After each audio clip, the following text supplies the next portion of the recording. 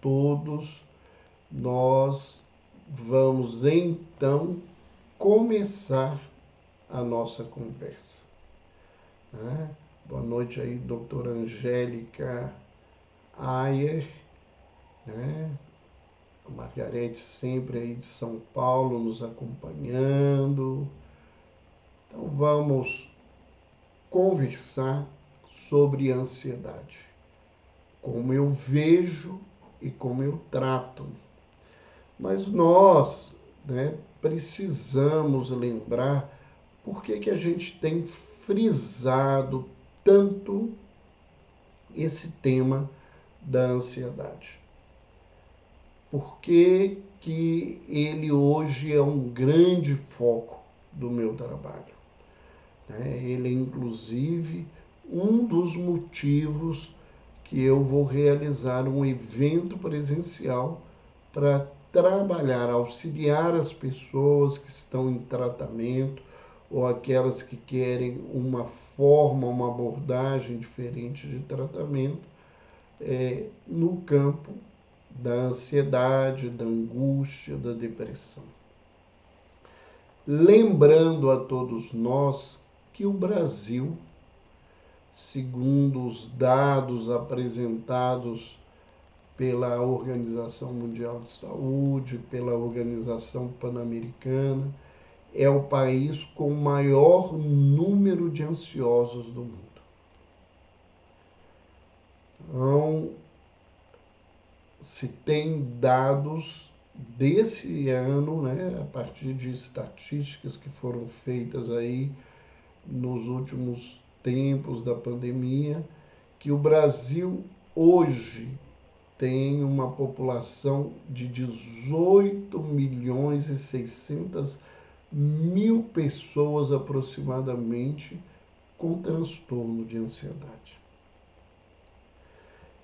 Isso significa que 9,3% dos brasileiros, eles estão apresentando um quadro de transtorno de ansiedade. Quase 10% da população. Esse é um número enorme, né?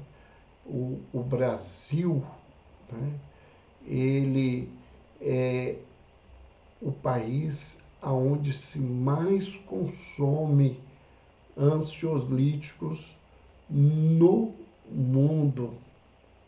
E isso é importante a gente lembrar que não significa que o número de ansiosos e que os resultados terapêuticos farmacológicos são de tal consistência.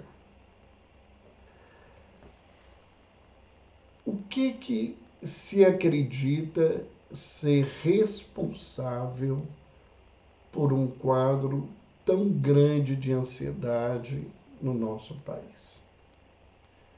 Então, entre os fatores que os estudiosos levantam, está um índice elevado de desemprego, recorrentes mudanças no rumo da economia, a falta de segurança pública.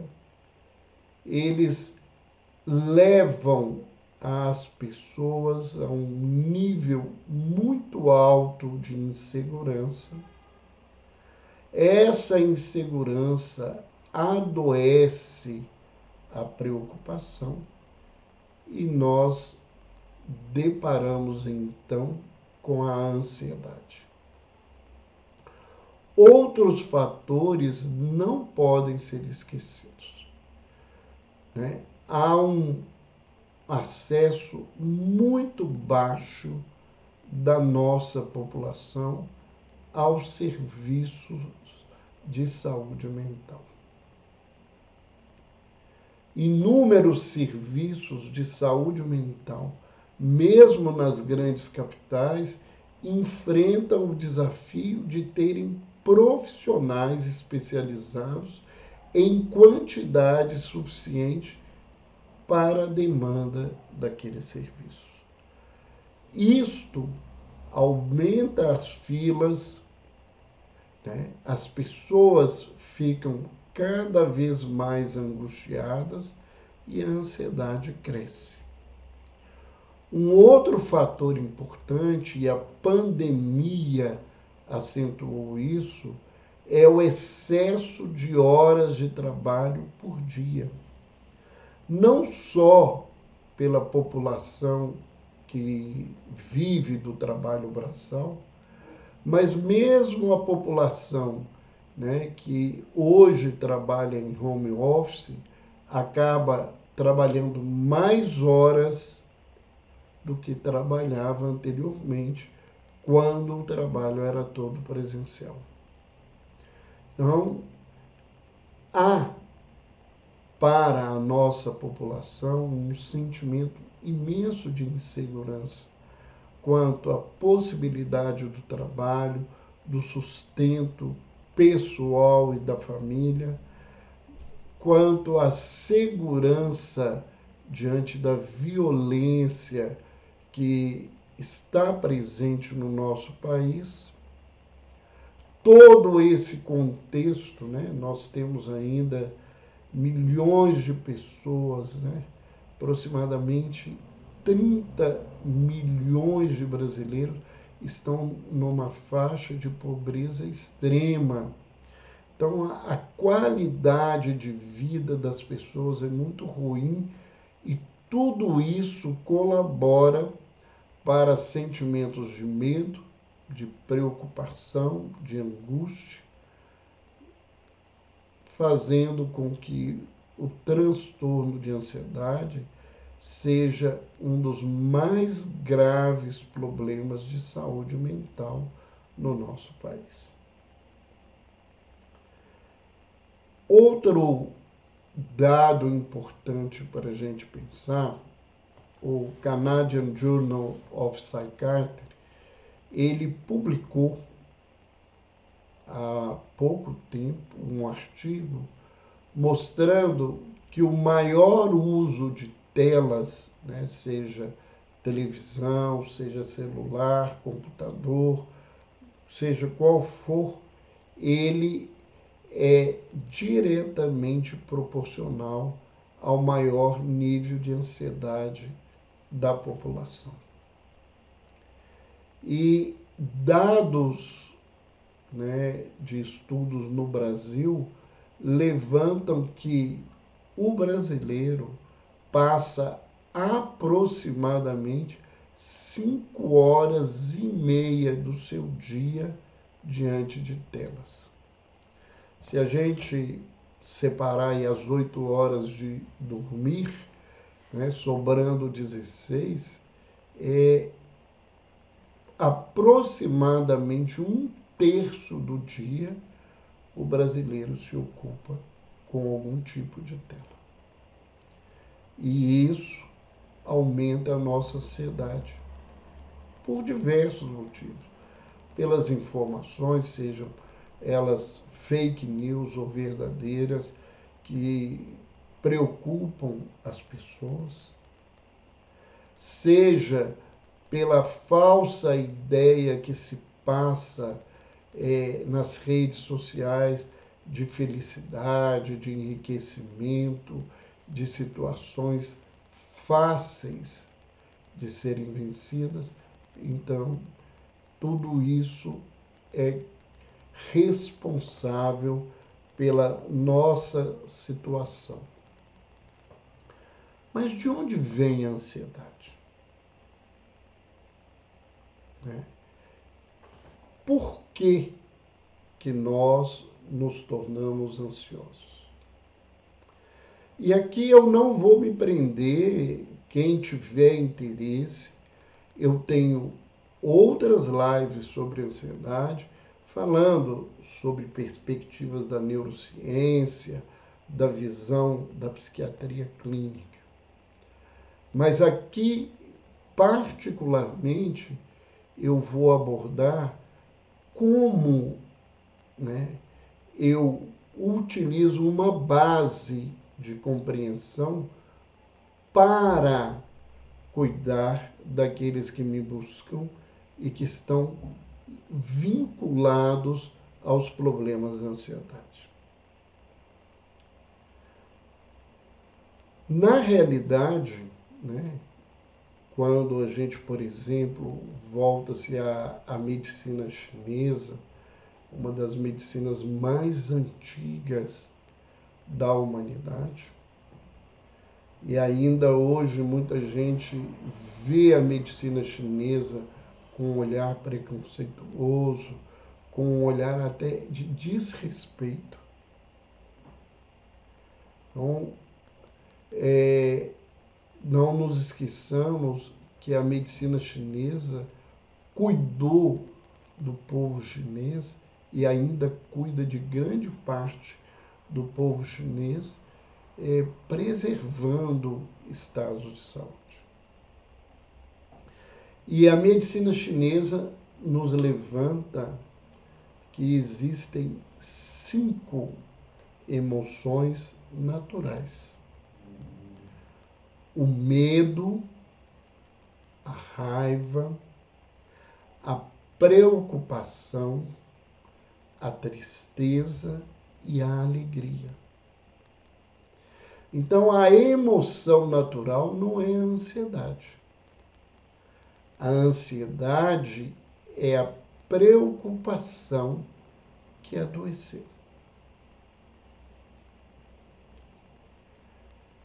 E nós vamos, ao buscar entender de onde vem a preocupação surge do motivo interno de cada pessoa, né, de querer saber tudo e sentir que não é capaz de saber tudo. E desejar saber tudo para poder controlar todas as coisas.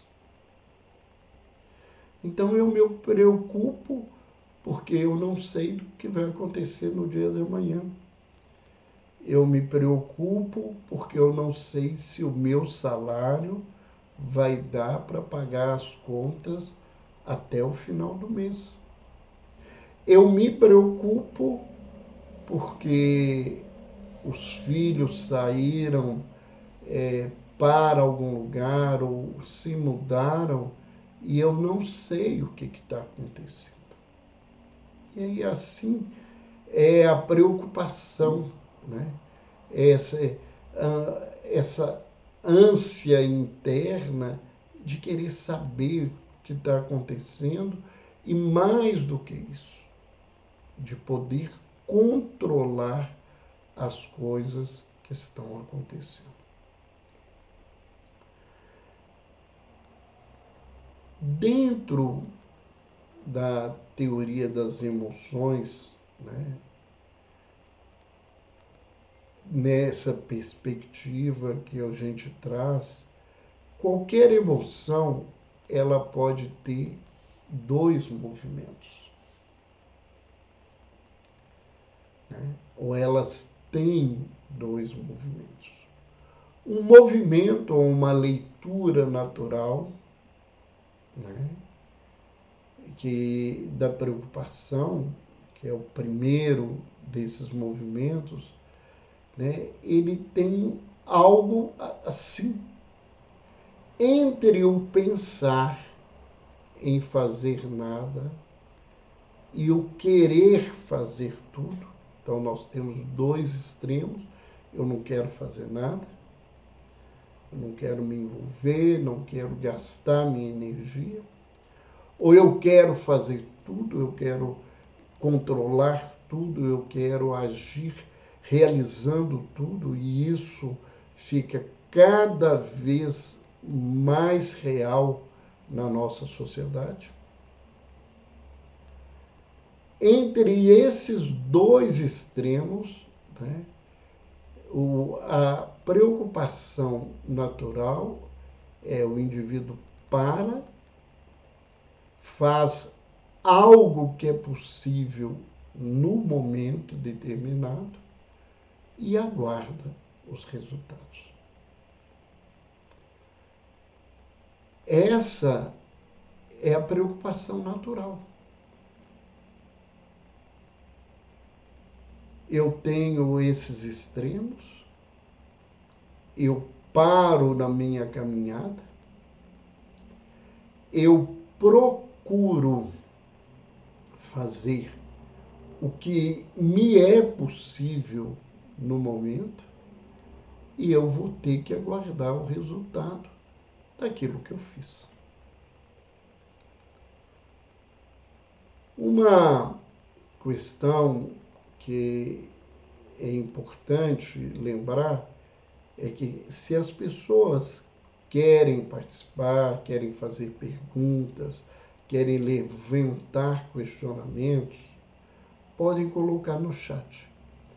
No finalzinho, eu sempre retorno, leio os comentários, podem ficar à vontade com os comentários e eu respondo aquelas questões que estão voltadas ao assunto.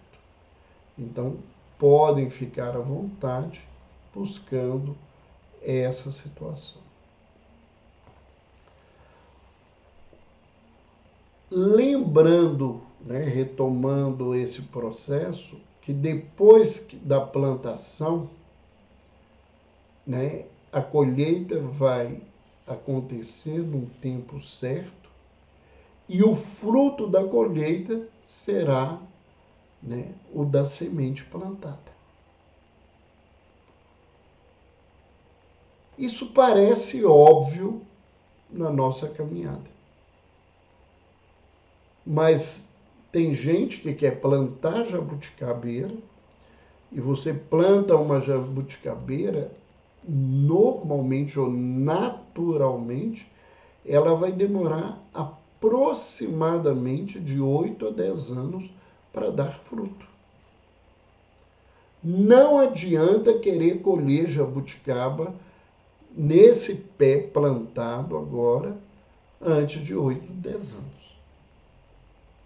E se você plantou jabuticaba, você não vai colher uva ou abacaxi no pé de jabuticaba. Só que a gente planta jabuticaba e daqui 6 meses a gente quer resultado. Isso se chama imediatismo, que é um dos grandes problemas atuais e que criam, né,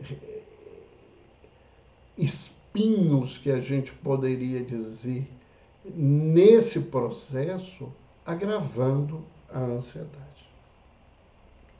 O outro, né, é uma ilusão.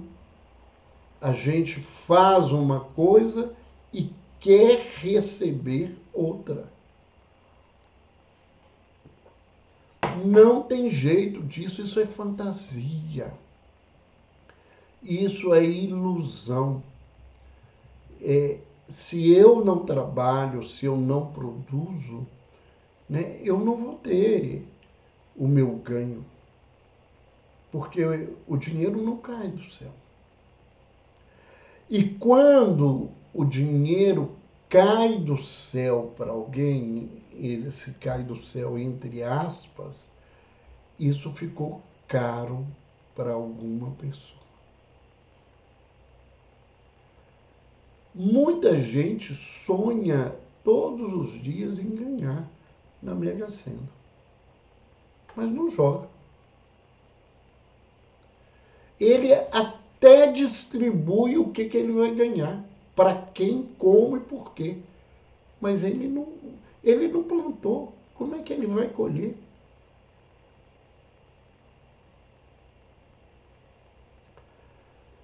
Nós temos, então, um outro movimento, que é a preocupação que está estragada. Numa linguagem energética da medicina oriental, é a emoção que não circula, que ela não fez um movimento.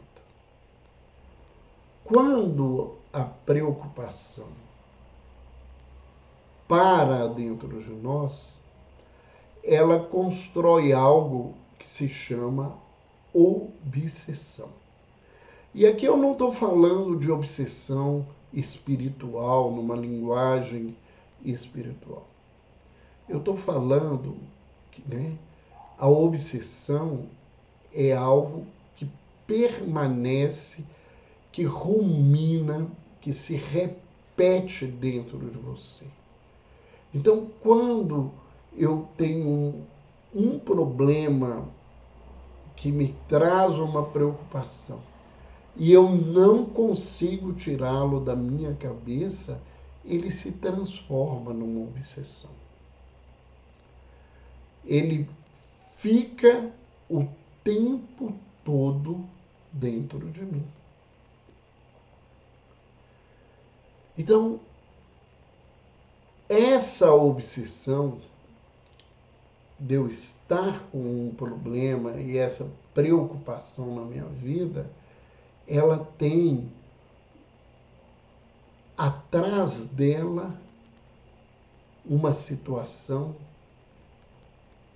importante para o indivíduo entender e ele começar a poder trabalhar de uma forma diferenciada diante da ansiedade, que é uma necessidade doentia de controlar tudo. Existe esse desejo, mesmo que o indivíduo não expresse, que é um desejo de ser perfeito, de tudo, que ele faz, que ele pensa, que ele quer, vai acontecer no grau máximo de perfeição. É isso que se transforma em ansiedade. É a negação em nós de que nós somos humanos. E uma característica básica da humanidade é que nós temos limites e potencialidades. Nós temos deficiências e temos virtudes. E nós não somos só deficiências e não somos só virtudes.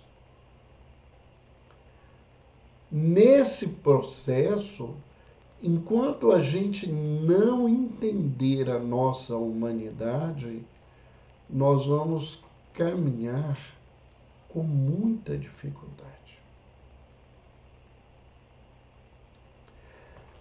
Isso tudo que eu estou dizendo, isso não foi construído apenas pelo indivíduo. Isso é também uma construção individual, mas ela é uma construção cultural. A ânsia de ser perfeito, a ilusão de poder controlar tudo, ela é atávica nas nossas culturas. Há uma leitura de que a criatura deve ser perfeita como o Criador, se esquecendo que criatura e Criador são coisas diferentes. A perfeição de quem cria é diferente da perfeição do objeto. A condição de ser criador difere de maneira completa diante daquilo que é a sua criação. A criação, né, advém dele, surge dele, né? Mas a criação não é ele, né? E ele não é a criação. Isso parece um discurso religioso apenas, mas isso é uma observação que eu preciso entender. E a nossa formação judaico-cristã, né, que é a formação mais básica e presente na história ocidental religiosa, ela cobra da criatura uma perfeição e ela dá a falsa ideia de que o homem é capaz de controlar todas as coisas, se transformar num Deus diante de uma interpretação dos ensinamentos milenares do judaísmo e do cristianismo. Então, essa nossa sociedade, já de milênios, ela era extremamente ansiogênica. E hoje, essa sociedade materialista, preocupada com o aqui e agora, com o imediatismo, com o hedonismo, o prazer, né, com o poder, com a beleza, mas não é uma beleza natural, é uma beleza eterna, né, e que para ser construída, e é isso que a gente vê socialmente, ela é artificial. Eu tenho que colocar preenchimento todo dia, eu tenho que colocar fio de ouro, eu tenho que fazer cirurgias estéticas para me manter belo, sendo que essa beleza ela deixa de ser natural. Esse contexto que nos envolve, ele precisa ser compreendido por quem está ansioso. O indivíduo, ele tem que compreender o que é dele, o que a família dele colocou nele, e que ele não tenha ideia real de que aquilo não é dele, e o que a sociedade propõe para ele em termos de preocupação, de ilusões e de felicidades, e que adoece profundamente a criatura.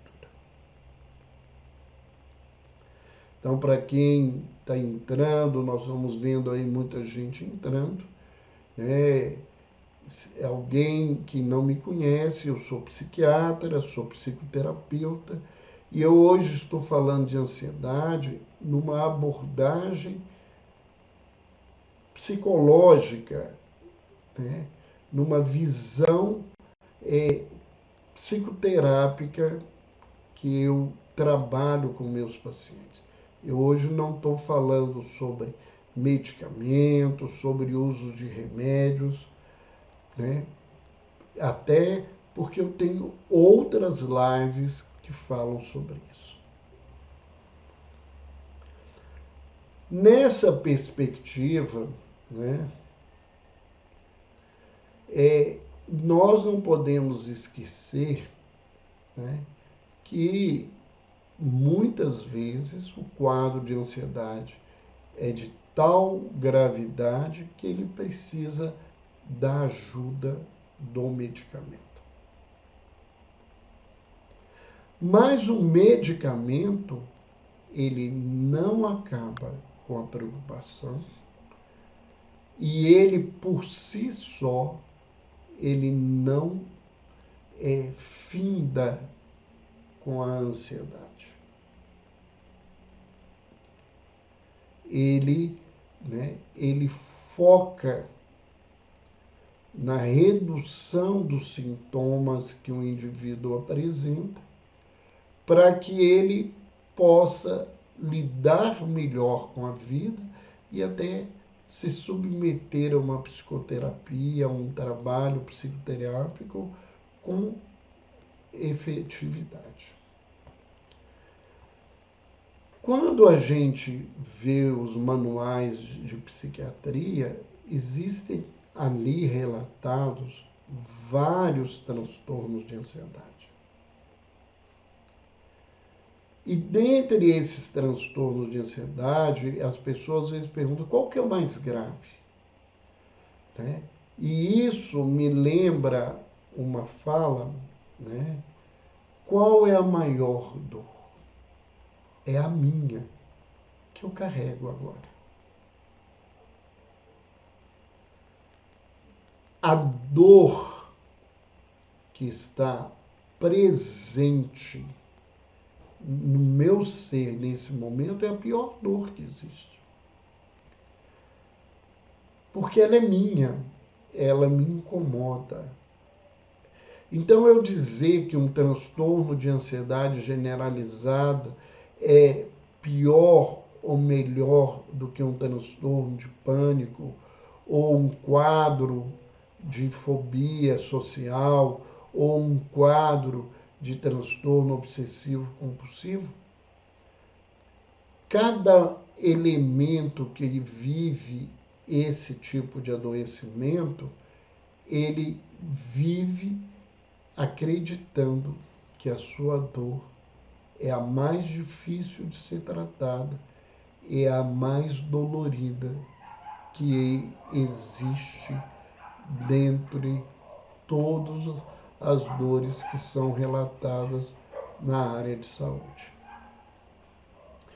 Mas só para a gente ter uma ideia, né?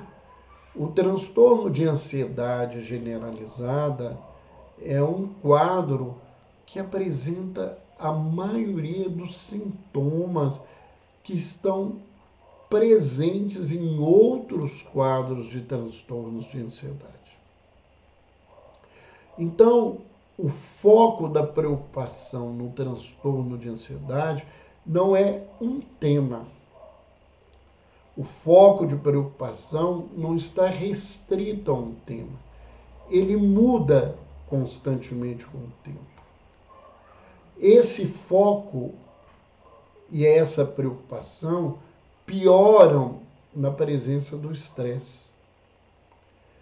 E o transtorno de ansiedade generalizada, geralmente ele acontece na presença de outras comorbidades psiquiátricas, outros quadros psiquiátricos juntos. E ele tem alguns sintomas que as pessoas podem identificar, né, se elas são ansiosas ou não. Não estou falando aí que nós estamos dando um caminho para você fazer um diagnóstico de transtorno de ansiedade generalizada. Mas na ansiedade você tem uma agitação, uma sensação de nervosismo, de tensão. As pessoas se queixam facilmente de cansaço fácil, têm dificuldade de concentração, uma irritabilidade, uma tensão muscular que provoca muita dor e tem alterações do sono e alterações de outras funções, né, como do apetite, do desejo sexual, né, tantas outras questões que podem estar presentes. Estou lembrando mais uma vez a vocês, né, se vocês conhecem alguém que convive com as questões da ansiedade, né, ainda dá tempo, chama as pessoas para acompanharem, para verem o que a gente faz para esse trabalho.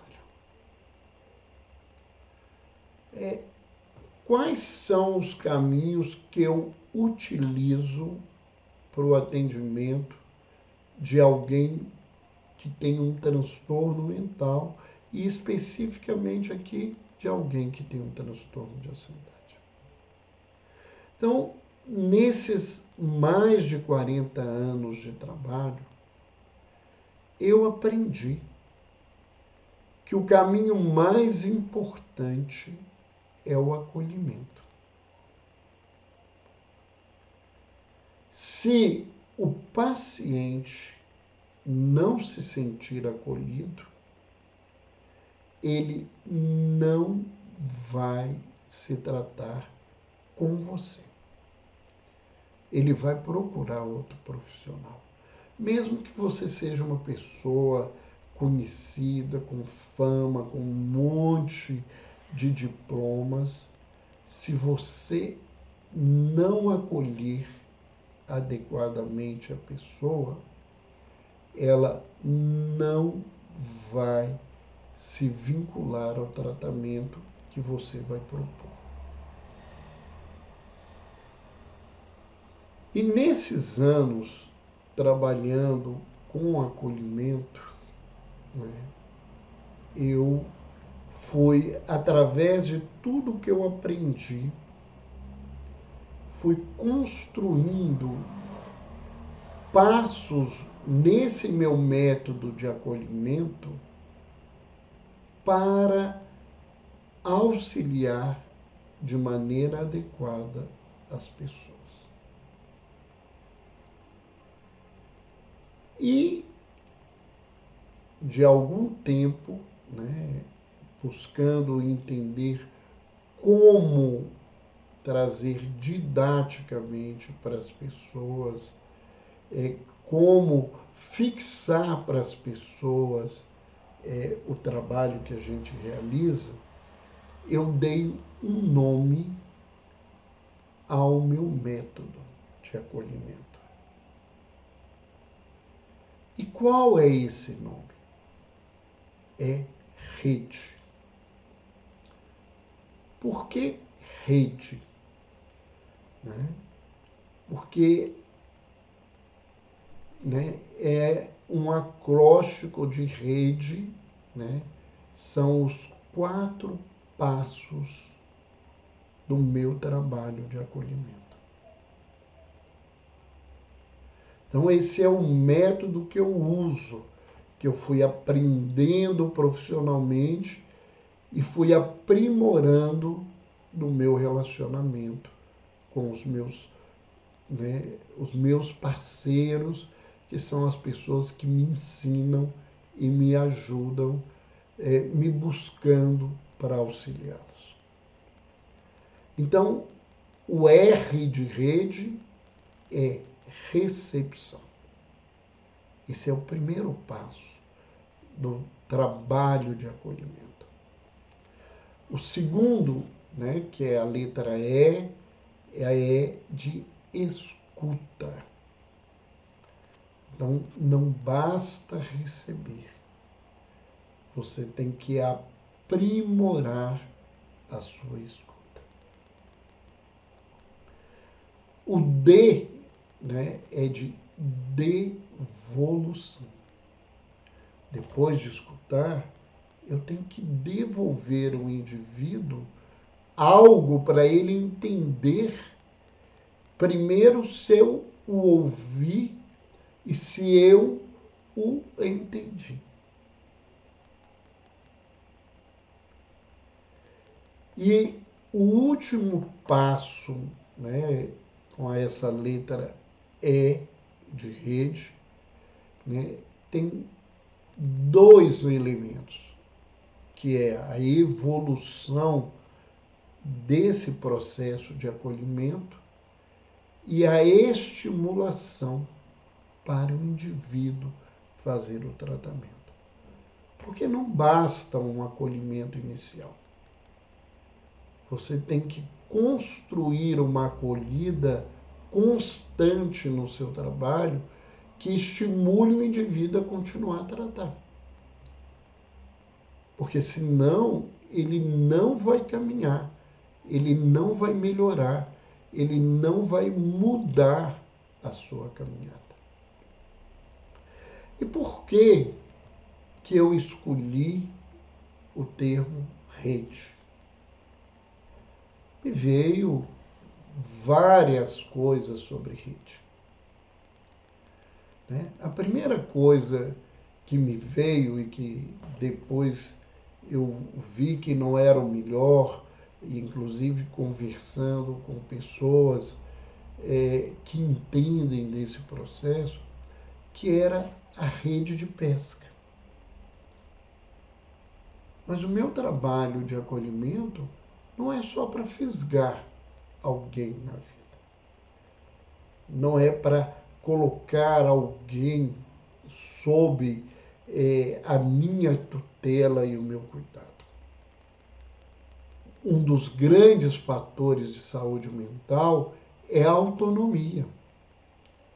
É a pessoa poder caminhar posteriormente dentro da sua vida sem precisar que eu esteja presente. A segunda ideia de rede, que me veio é a rede de balanço, que acolhe, que protege, que te nina, te alivia a ansiedade, o cansaço. E a proposta desse trabalho de acolhimento tem muito a ver com isso. Mas nós hoje temos uma rede que chama muita atenção, que são as redes de conexão. E esse trabalho de acolhimento é um trabalho de conexão. É um trabalho em que a gente tem que criar um rapport, um espaço para que o indivíduo se sinta acolhido, escutado, que ele tenha a certeza e a firmeza de que eu estarei ali junto para oferecer a ele a mão para ele caminhar num primeiro momento até esse aprendizado todo e depois caminhar sozinho, E nós vamos continuar conectados, porque o meu trabalho vai permanecer. E nesse processo de trabalho, é importante, desde o início, que a pessoa que tem ansiedade não apenas escute, mas que ela assimile uma questão. Não é possível tirar toda a preocupação da vida. Isso é falso. Isso é mentira. Eu coloquei a minha vida em Deus. É uma expressão que eu já ouvi muitas vezes. Mas não é Deus que vai resolver a sua vida. Deus colocou na sua vida um livre-arbítrio, se essa é a sua crença, e você é responsável pelo seu destino. Então, as preocupações, elas não vão desaparecer. Uma outra questão, que desde o início do processo terapêutico eu trabalho com essas pessoas, né, é que a ansiedade é o transtorno do controle.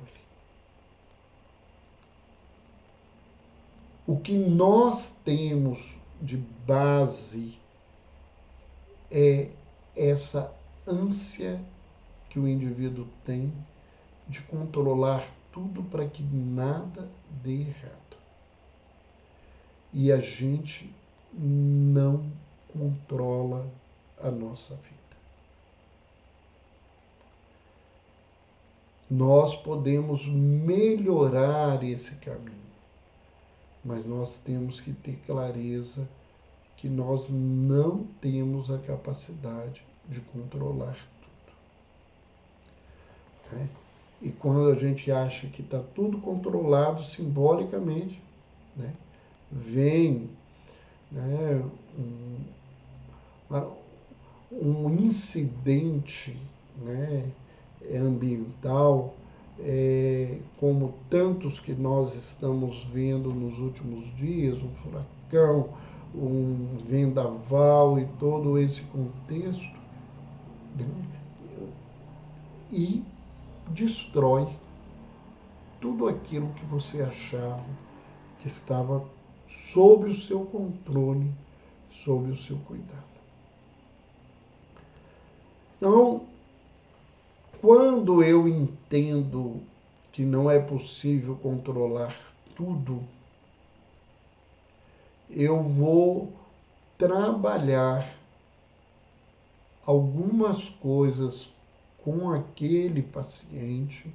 Não é que eu vou dizer, eu vou trabalhar, às vezes sem falar diretamente dessas questões, né? Verdades ou afirmativas que eu vejo serem importantes se transformarem em novos paradigmas para a vida de uma pessoa ansiosa. E para que isso aconteça, isso não vai mudar de um dia para o outro. Primeiro, todo saber é relativo. Ninguém sabe tudo. Nós não somos donos da verdade. Há um provérbio chinês que eu falo muito, que eu falo muito e que é uma verdade. Numa discussão, existem 3 lados: o meu, o seu e o certo. Nenhum de nós sabe tudo. Essa é a primeira parte desse trabalho. A segunda é que todo ser, toda criação é imperfeita. Nenhum de nós é perfeito. E depois, terceiro princípio que a pessoa vai ter que aprender e apreender é que todo fazer é provisório. Eu faço e tenho que refazer. E é muito fácil lembrar de que todo fazer é provisório, né? A grande maioria das pessoas que estão aqui são mulheres, né? Eu costumo dizer, né, meu grande público que me acompanha, meu grande número de seguidores são mulheres, porque muito pouco homem está interessado nesse trabalho, nessa mudança da vida, né?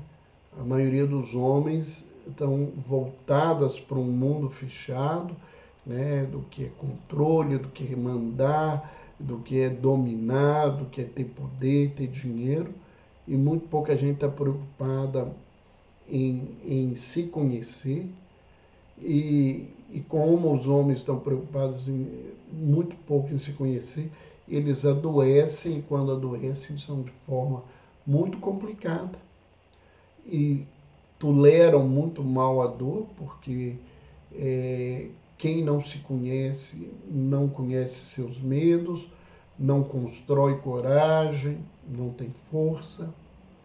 Então, esse processo desse lugar, né? O Luiz Antônio está aqui nos dizendo que ele está aqui. É muito bom tê-lo conosco, está vendo aí, há pouco estava vendo o sobrinho querido, o Rolindo, o Marques, né? Mas é muito poucos homens que estão se ocupando e buscando esse lugar. Então, esse é um trabalho que a gente tem preocupação. Então, eu vou usar esse meu método para trabalhar com os pacientes. Né? E aqui na nossa conversa, ele né, é muito pequeno as nossas informações no tempo que nós temos. E para quem está nos vendo, nos acompanhando, seja ao vivo, ou seja na gravação pelo YouTube, eu, né, vou trabalhar de maneira mais profunda usando esses meus recursos para quem é ansioso, para quem é deprimido, numa atividade de autoconhecimento. E esse evento, ele se chama Em Busca de Mim Mesmo. Então eu vou usar esse meu método de acolhimento para esse grupo de pessoas. E eu estou convidando vocês para participarem desse grupo. É um trabalho de imersão presencial. Por que de imersão presencial? Algumas pessoas dizem, por que o senhor não faz isso online? Né? Na primeira jornada na arte de acolher que eu fiz alguns meses atrás para pais ajudarem filhos, eu levantei isso. Eu comecei a fazer os eventos online, mas eu não me senti bem. Porque eu gosto de ver as pessoas, eu gosto de sentir as pessoas. Eu gosto, se possível, né, do toque, do abraço, do contato do olhar. Isso faz diferença, eu falar por falar, eu aqui estou falando e não estou vendo ninguém. Mas essa é uma proposta, né, dentro de um processo de marketing, para que as pessoas que não me conhecem possam me conhecer e que eu possa divulgar aquilo que eu faço. Mas nesse trabalho presencial, né, que a gente teve um resultado muito bonito, as pessoas acabaram todos nós, muito emocionados, né? Pessoas que eu conheço, com quais eu trabalho terapeuticamente há muitos anos, que eu nunca tinha visto chorando, sensibilizados pelas coisas, e é essa a proposta, né? E nesse trabalho eu vou fazer mais do que isso. Eu construí, a partir de tudo que eu pensava e que eu trabalhava, um mapa. Um mapa da jornada ao eu interior. E esse mapa, né, que é o mapa da viagem da pessoa, é uma ferramenta que ela vai poder usar todos os dias, que envolve reflexões, técnicas para melhorar e ampliar o autoconhecimento e para tratar a ansiedade e para tratar a depressão. Ele não substitui remédio, não é essa a proposta. Eu não tenho proposta nenhuma de milagre. As pessoas que me conhecem, mesmo sabendo, né, eu sou religioso, sou espírita, Mas eu não acredito em milagre, o Espiritismo não acredita em milagres. Né? Nós acreditamos nesse trabalho de transformação da criatura, onde ele vai ampliando recursos para a sua caminhada. Mas eu não proponho que as pessoas deixem de tomar remédio ou que abandonem o processo terapêutico. Mas esse trabalho, ele reduz o tempo de psicoterapia, ou ele facilita os passos da psicoterapia, né? E ele facilita o tratamento farmacológico. Então, esse evento vai acontecer nos dias 21 e 22 de outubro, né, aqui em Belo Horizonte, no Hotel Ramada. É um sábado inteiro, um domingo até 1 hora da tarde. E quem tiver o interesse, é só entrar na bio do meu Instagram. Tá lá a segunda jornada, lá tem todas as informações. Ela leva vocês ao site que tem mais informações e ainda as pessoas podem conseguir a inscrição. Então, dentro desse meu método, eu tenho uma preocupação primeira, que é a recepção. O ambiente físico da minha sala, as pessoas quando chegam ao meu consultório, elas se assustam, né? Porque o meu consultório não é um consultório médico convencional. Eu não atendo as pessoas tendo uma mesa. Nós tivemos aí um problema da internet, mas voltamos. Eu não atendo as pessoas com uma mesa entre eu e eles. Eu tenho até uma mesa, porque eu anoto, né? Eu ouço as pessoas anotando o que elas dizem. Né? Essa é uma preocupação. Né? Eu estou vendo que aqui, por exemplo, tem muitos profissionais. Né? E a gente pode, para aqueles profissionais que quiserem aprender esse meu método de trabalho, a gente pode dar consultoria, pode dar uma mentoria sobre esse método de trabalho. Então a minha sala é uma sala de visita, com poltronas, com toda uma estrutura, como se fosse uma sala, para que a pessoa já quebre essa questão que eu sou médico, dono de um saber, e ele está ali, um pobre coitado, para receber ordens minhas e fazer. Não é essa a nossa proposta. Né? A gente tem um cuidado, né, de buscar um pessoal de recepção, e eu tenho uma preocupação normalmente de buscar o meu paciente na sala de recepção e levá-lo para a minha sala. Né? E não dele ser encaminhado para mim, como se eu fosse alguém com tal importância que as pessoas têm que ser levadas a mim. Não, eu estou ali para compartilhar. Né?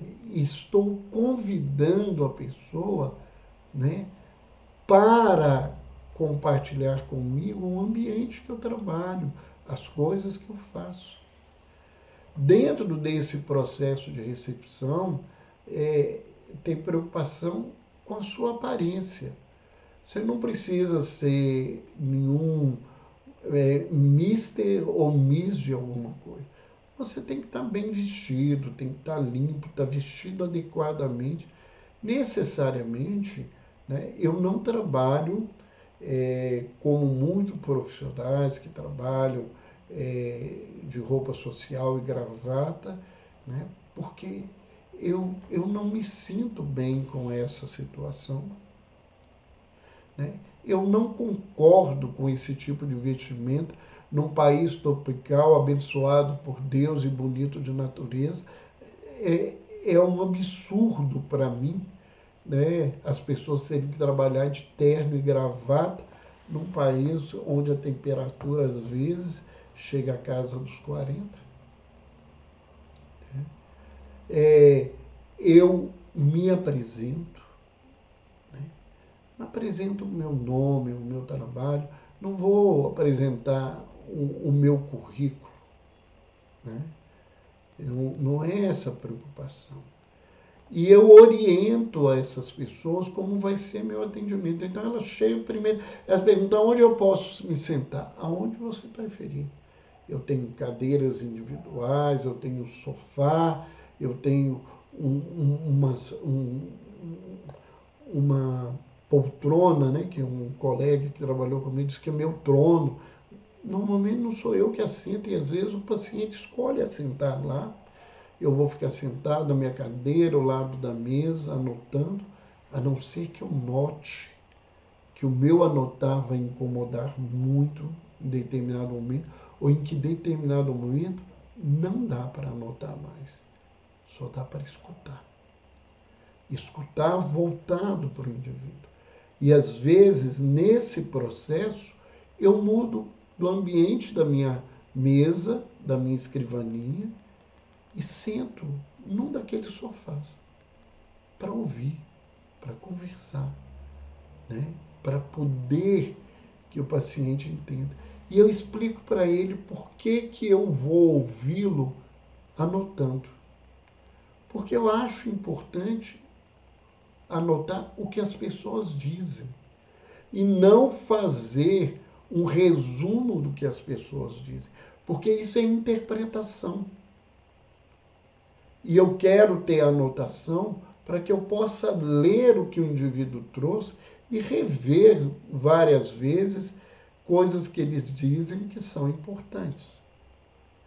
Então, no processo de trabalho, né, eu tenho uma preocupação de escuta, né, ter essa disponibilidade para ouvir, criar um ambiente de confiança para a pessoa, de evitar interpretações, de anotar as falas conforme são ditas, um cuidado com as minhas expressões corporais, emocionais, conforme o indivíduo falou, a pessoa não vai falar mais nada, percebeu que você está assustado com o que ele está dizendo.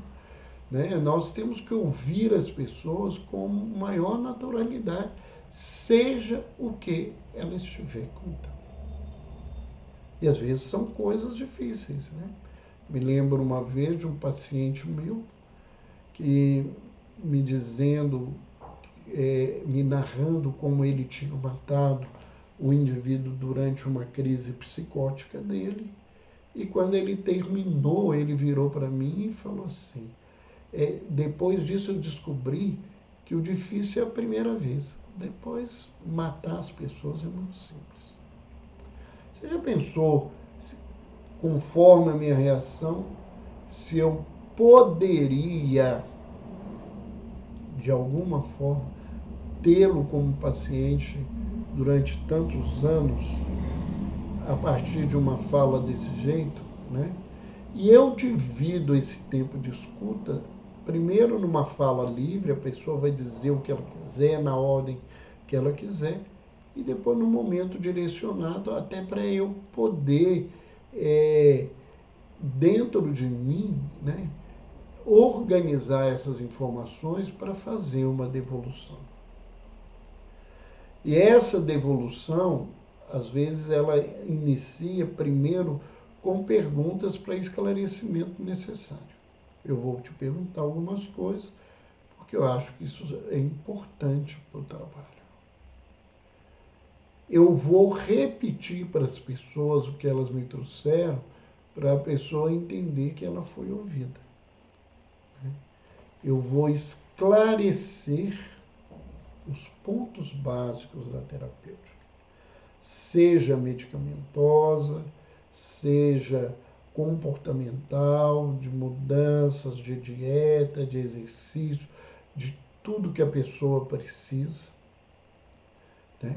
Ou dentro do processo de terapia. Eu não tenho muitos pacientes em terapias hoje, porque o meu trabalho clínico, né, ele às vezes ocupam um espaço grande do meu trabalho. Mas eu gosto muito de ser terapeuta, de poder ouvir e trabalhar com as pessoas.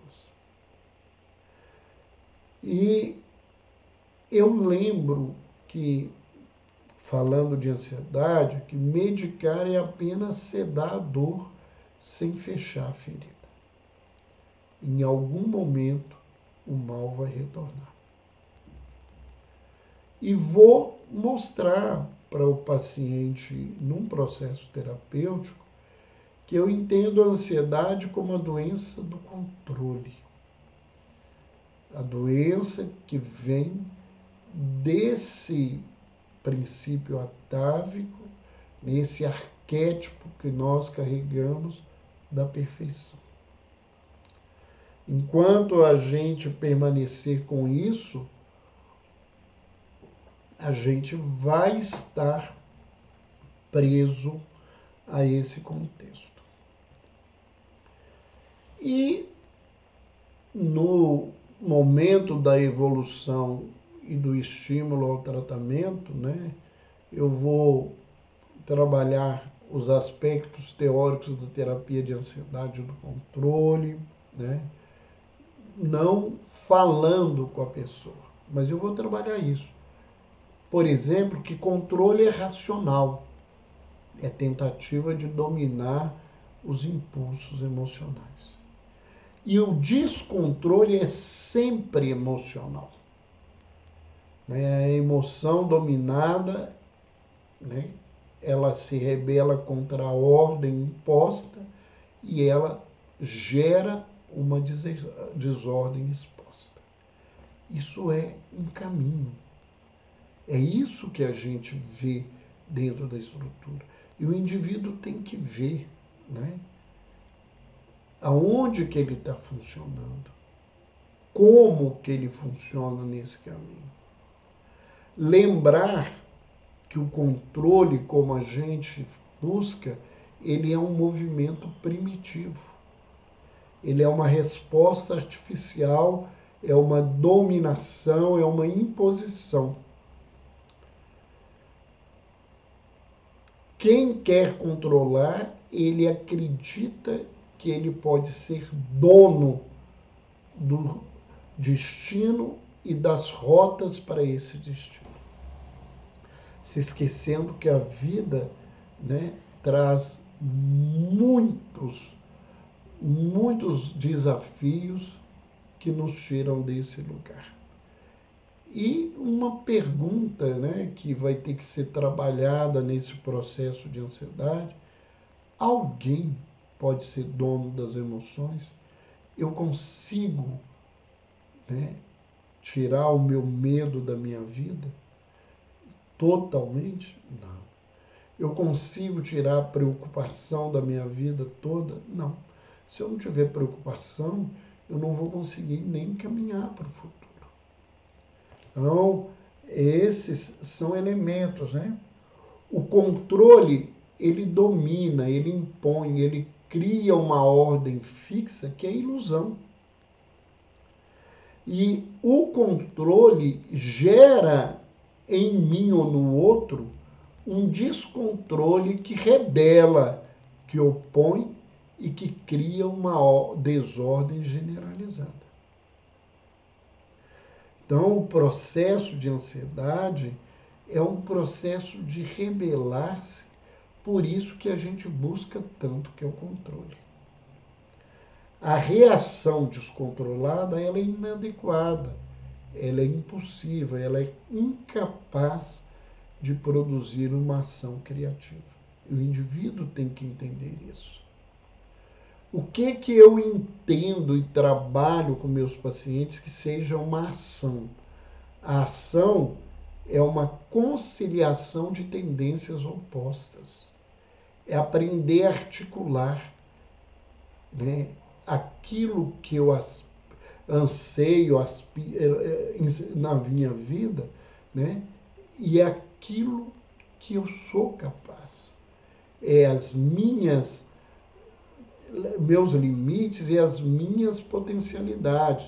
as minhas deficiências, as minhas virtudes, né? A reação de todos nós é uma briga entre os opostos. Sempre. A gente controla comportamentos, manifestação externa, isso é superficial, né? O racional, ele sempre caminha numa linha reta. Ele tem dificuldade de ter jogo de cintura e buscar outras situações. E quem fica nesse lugar, nessa rigidez, eu falo que a rigidez, ela quebra, né? O carvalho, na sua rigidez diante da tempestade, ele é arrancado pela raiz, né? O indivíduo que se torna sábio e um símbolo de sabedoria para o chinês, o japonês, é o bambu, que quando vem a tempestade, ele deita. Quando a tempestade se vai, ele volta para o seu lugar. A sabedoria faz esse movimento. Em querer negar todo esse processo, é esconder, né, um par oposto da emoção. E na questão desse par oposto da emoção, o par oposto, né, por exemplo, do medo é a raiva. E a preocupação é o lugar que se joga todo esse processo na nossa sociedade. Então a ansiedade é o medo de encarar que a gente não é perfeito e é a negação de que ninguém controla a vida. Então, todo esse trabalho meu de tratamento, ele leva o indivíduo primeiro a reconhecer, a nomear, a assumir e agir no sentido da articulação.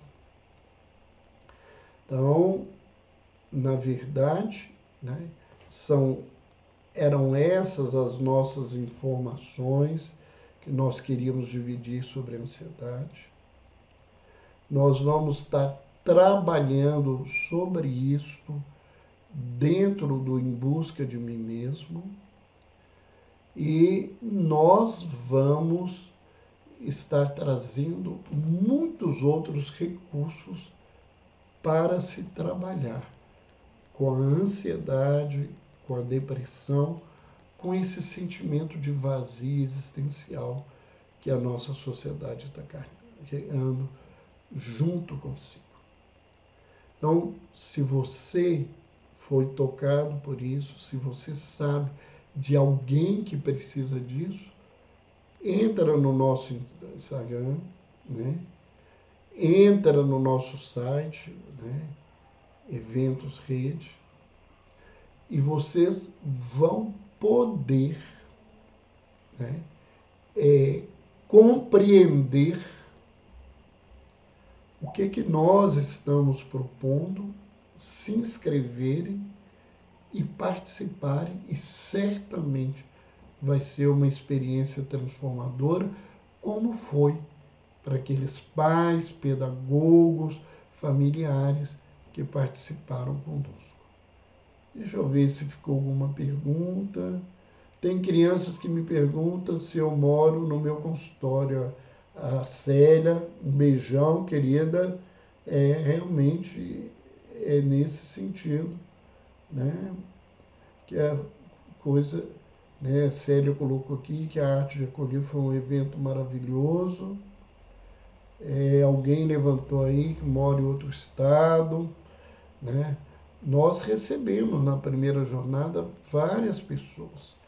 O hotel onde que as pessoas participam, ele, inclusive, ele facilita para que as pessoas de fora possam estar participando do evento. Pensa nisso, MMS Veras, entre em contato com a minha equipe através, lá na bio tem o WhatsApp, tem um site, onde vocês podem ter essas informações, né?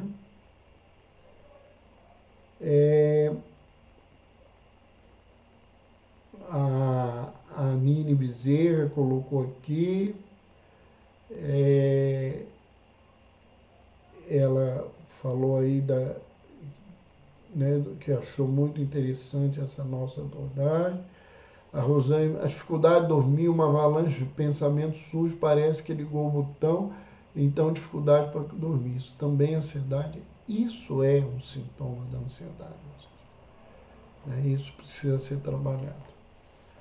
Vamos ter muitas novidades nesse mês de setembro. Na sexta-feira, às 20 horas, eu vou estar conversando com o Dr. Marcos Ribeiro, da Clínica Íntegra de São Paulo. Ele é psiquiatra, ele está se especializando na Unifesp em psiquiatria infantil e nós vamos estar falando, porque nós estamos no mês de setembro, né, o mês Setembro Amarelo, né, da prevenção do suicídio. Nós vamos estar falando sobre suicídio na infância e na adolescência nesse sábado, nessa sexta-feira, às 20 horas. E na próxima segunda-feira eu vou ter um convidado muito especial para o meu coração. Alguém que me ensinou muito disso que eu faço. O Dr. Jaider Rodrigues de Paula. O Dr. Jaider, ele tem, né, uma experiência de mais de meio século em psiquiatria. Ele dirigiu o Hospital Espírita André Luiz em Belo Horizonte por mais de 25 anos. Ele é um dos fundadores do Instituto Renascimento, onde nós trabalhamos. E nós vamos falar sobre um tema importante. E nós vamos falar sobre autoconhecimento e o exercício da mediunidade. Então, na próxima terça-feira, nós vamos ter essa oportunidade. Mas durante esse mês, nós temos várias outras surpresas, outros convidados para estarmos falando com vocês. Obrigado por quem ficou conosco até agora. Um beijo no coração, boa noite para quem está nos vendo ao vivo, bom dia, boa tarde para outras pessoas e até na sexta-feira falando sobre suicídio na infância e adolescência.